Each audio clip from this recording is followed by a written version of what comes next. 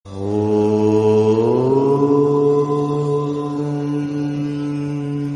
సాయినాథాయ నమః. శ్రీ సాయి సచ్చరిత్రము. ఇప్పుడు మీరు వింటున్నది 39వ అధ్యాయము.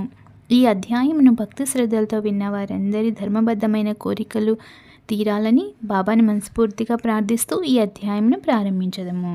ఈ అధ్యాయంలో భగవద్గీత ఎందుగల ఒక శ్లోకమునకు బాబా చెప్పిన అర్థం ఉన్నది.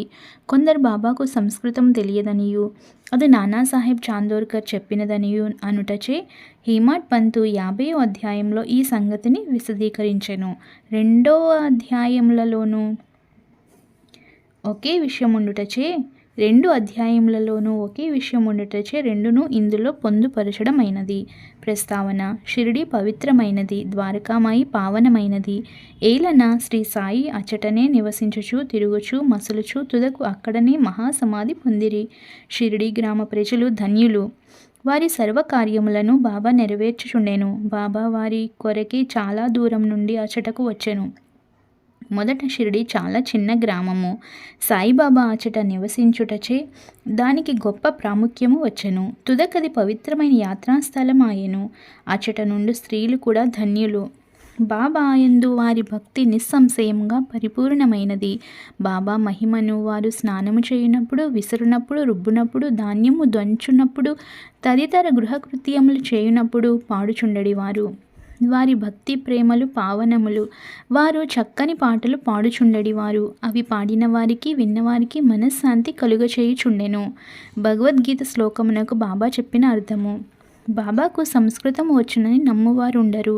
ఒకనాడు భగవద్గీతలోని ఒక శ్లోకమునకు బాబా చక్కని అర్థమును నానాసాహెబ్ చాందోర్కర్కు బోధించి ఆశ్చర్యము కలుగజేసెను. ఈ విషయమును గూర్చి బివి దేవ్ గారు వ్రాసినారు. వారు స్వయంగా నానాసాహెబ్ చాందోర్కర్ వద్ద నుంచి కొన్ని సంగతులు తెలుసుకొనుటచే ఆ వృత్తాంతము ఈ దిగువ ఇవ్వబడెను. నానాసాహెబ్ చాందోర్కర్ వేదాంతమును బాగా చదివినవారు. ఆయన భగవద్గీతను వివిధ వ్యాఖ్యానములతో చదివి ఉన్నందున తన పాండిత్యమునకు గర్వించుచుండెను. బాబాకి ఈ విషయం కానీ సంస్కృతము కానీ తెలియదని ఆయన అభిప్రాయము. అందుచే ఒకనాడు బాబా అతన్ని గర్వమణచెను.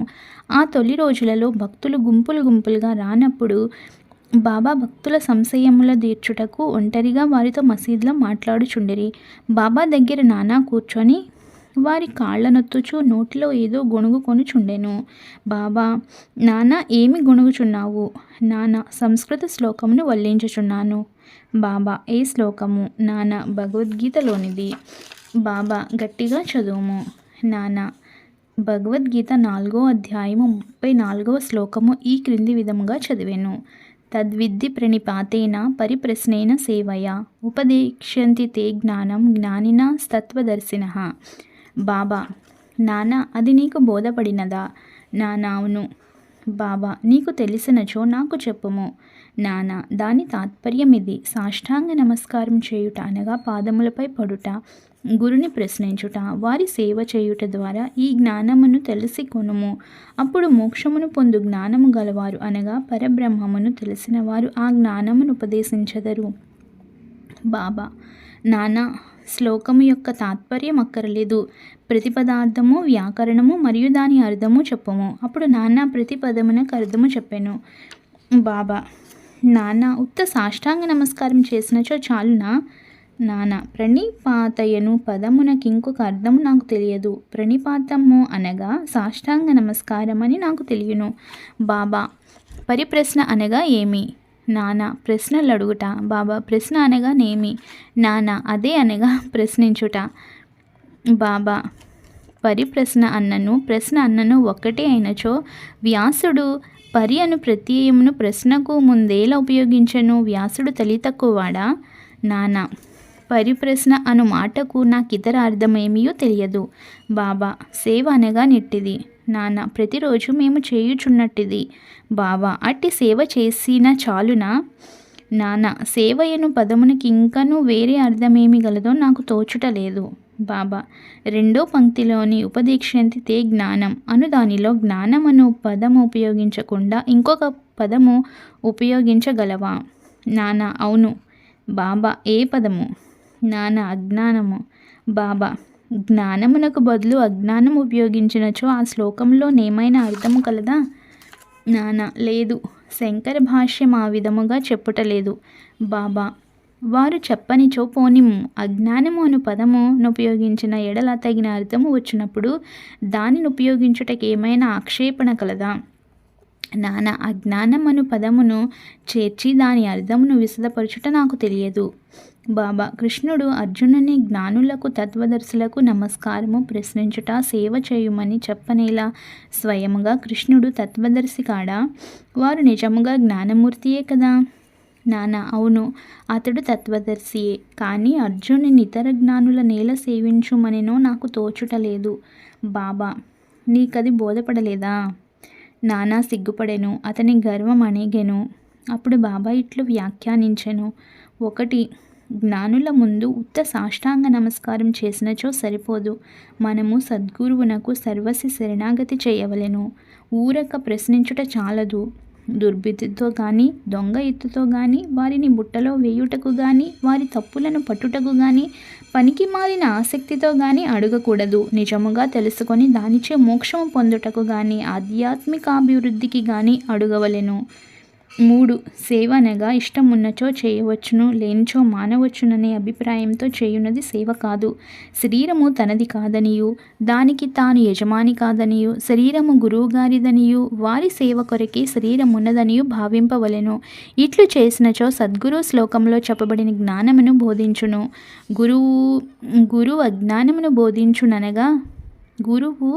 బోధించుననగా నాన్నకు అర్థం కాలేదు బాబా. జ్ఞానం ఉపదేశం ఎట్లగును అనగా సాక్షాత్కారం బోధించుట ఎట్లు? అజ్ఞానమును నశింపచేయుటయే జ్ఞానము. జ్ఞానేశ్వర మహారాజ్ ఇట్లు చెప్పియున్నారు.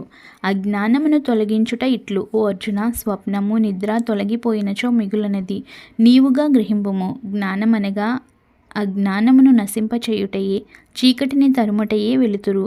ద్వైతమును నశింపచేయుటయే అద్వైతము. ద్వైతమును నశింపచేసదమనగా అద్వైతమును గూర్చి చెప్పుట. చీకటిని నశింపచేసదమనినచో వెలుతురు గూర్చి చెప్పుట. అద్వైతమును పొందవలెననిచో ద్వైతమను భావమును మనలో నుంచి తీసివేయవలెను. అదియే అద్వైతమును పొందు జ్ఞానము. ద్వైతములోనే ఉండి అద్వైతమును గూర్చి మాట్లాడగలవారెవ్వరు? ఎవరైనా నట్లు చేసినచో నా స్థితిలోనికి వారు రానిదే వారికి అది ఎట్లు తెలియను? దానిని ఎట్లు పొందెదరు? శిష్యుడు గురువు వలె జ్ఞానమూర్తియే. వారిద్దరికీ భేదమేమనగా గ్రహించు తీరు, గొప్ప సాక్షాత్కారము, ఆశ్చర్యకరమైన మానవాతీత సత్వము, మహాశక్తిమత్వము మరియు ఐశ్వర్య యోగము. సద్గురువు నిర్గుణుడు, సచ్చిదానందుడు. వారు మానవాకారమున అవతరించుట జగత్తును, మానవాళిని ఉద్ధరించుటకు మాత్రమే. దాని వలన వారి అసలైన నిర్గుణ స్వభావం కొంచెము కూడా వికారము చెందదు. వారి సత్వస్వరూపము, దైవిక శక్తి, జ్ఞానము తరుగకుండా నుండును. శిష్యుడు కూడా అట్టి స్వరూపము కలవాడే.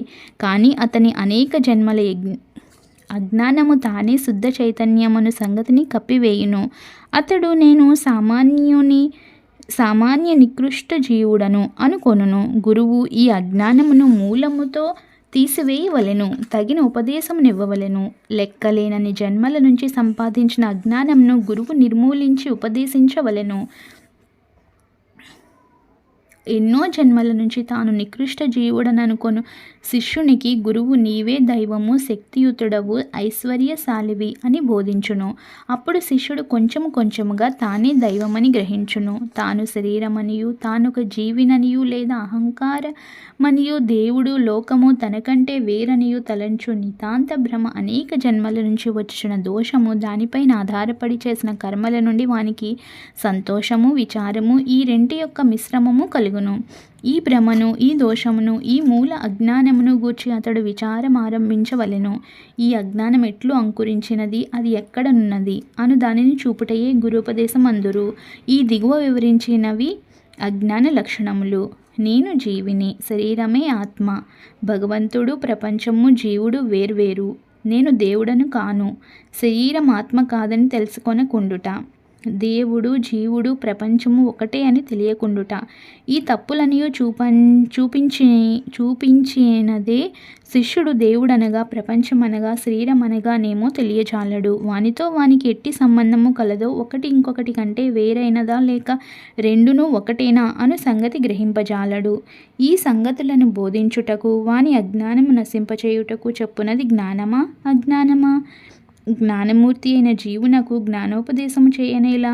ఉపదేశమనున్నది వాని తప్పును వానికి చూపి వాని అజ్ఞానమును నశింపచేయుట కొరకే. బాబా ఇంకను ఇట్లనెను: ప్రణిపాతమనగా శరణాగతి చేయుట. శరణాగతి అనగా తను శరీరము, మన మనస్సు, ధనముల ఐశ్వర్యము నర్పించుట. శ్రీకృష్ణుడు అర్జునుని ఇతర జ్ఞానులను ఆశ్రయించుమననేలా? సద్భక్తుడు సర్వము వాసుదేవమయముగా భావించును. భక్తుడు ఏ గురువునైనా శ్రీకృష్ణునిగానే భావించును. గురువు శిష్యుని వాసుదేవుడుగాను, శ్రీకృష్ణుడు ఇద్దరిని తన ప్రాణము ఆత్మలుగాను భావించును. అటువంటి భక్తులు గురువులు గలరని శ్రీకృష్ణుడు తెలిసియుండుటచే వారిని గూర్చి అర్జునునికి చెప్పెను. అట్టి వారి గొప్పతనము హెచ్చి అందరికీ తెలియవలెననియే కృష్ణుడట్లు పేర్కొనెను. సమాధి మందిర నిర్మాణము. బాబా తాను చేయ నిశ్చయించుకొనిన పనుల గూర్చి ఎప్పుడునూ మాట్లాడువారు కారు. ఏమి సందడి చేయువారు కారు. సందర్భములను వాతావరణమును మిక్కిలి యుక్తిగా నేర్పరిచి తప్పనిసరి పరిస్థితులు కలిగించుచుండువారు. అందుకు సమాధి మందిర నిర్మాణము ఒక ఉదాహరణము. నాగ్పూరు కోటీశ్వరుడు శ్రీమాన్ బాపూసాహెబ్ బూటి షిర్డీలో సకుటుంబముగా నుండెడివాడు. అతనికి అచ్చట సొంత భవనముండిన బాగుండునని ఆలోచన కలిగెను. కొన్నాళ్ల పిదప దీక్షిత్వాడాలో నిద్రించుచుండగా అతనికి ఒక దృశ్యము కనిపించెను. బాబా స్వప్నంలో నగుపడి ఒక వాడాను మందిరముతో సహా నిర్మించుమనెను. అచ్చట నిద్రించుచున్న శ్యామకు కూడా అట్టి దృశ్యము కనిపించెను. బాపూసాహెబ్ లేచి శ్యామ ఏడ్చుచుండుట చూచి కారణం అడిగెను. శ్యామ ఇట్లు చెప్పెను: బాబా నా దగ్గరకు వచ్చి ఒక మందిరంతో సహా వాడాను నిర్మింపుము, నేను అందరి కోరికలను నెరవేర్చదనెను. బాబా ప్రేమ మధురమైన పలుకులు విని భావావేశమున మైమర్చితిని. నా గొంతుక ఆర్చుకొని పోయెను. నా కళ్ళు నుండి నీరు కారుచుండెను. నేను ఏడ్చుట మొదలెడితిని. వారిద్దరి దివ్య స్వప్నములు ఒక్కటే అయినందులకు బాపూసాహెబ్ బూటి విస్మయమందెను. ధనవంతుడగుట చేతను, చేతనైన వాడగుట చేతను అచ్చట ఒక వాడాను నిర్మించుటకు నిశ్చయించుకొని మాధవరావు సహాయంతో ఒక ప్లాను గీసెను.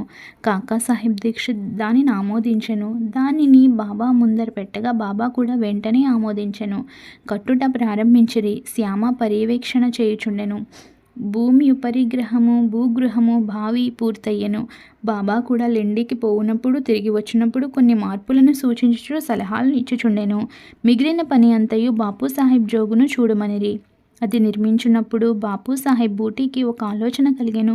చుట్టూ గదులుండి దాని మధ్యన ఒక విశాలమైన హాలులో మురళీధరుని ప్రతిమను ప్రతిష్ఠ చేయవలెనని తట్టెను. బాబాకి ఈ సంగతి తెలియజేసి వారి అభిప్రాయమును కనుగొనవలెనని శ్యామకు చెప్పెను.